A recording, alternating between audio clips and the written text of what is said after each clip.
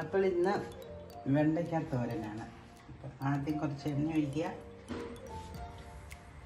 ഇനി ഒരല്പം കടുക് ഇടുക, 2 ചെറിയുള്ളി അരിഞ്ഞിടുക,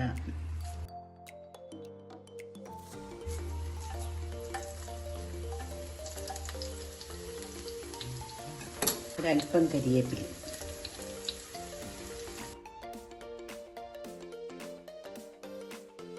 ഇനി അത് മൂത്തു. ഇനി വെണ്ടയ്ക്ക ഇടുക,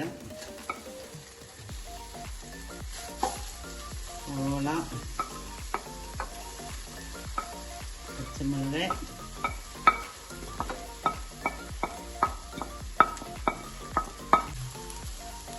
തേങ്ങ ആവശ്യത്തിന്, ഒരൽപ്പം മഞ്ഞൾപ്പൊടി,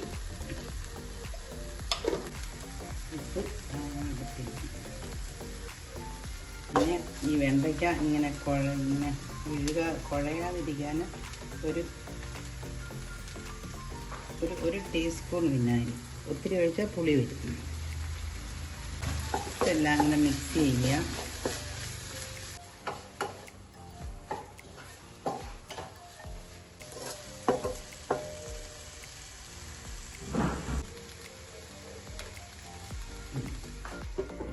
മൂടി വെക്കുക. സിമ്മിലിട്ട് വേവിക്കണം, അല്ലെങ്കിൽ അത് അടിയിൽ പിടിച്ചു പോകും.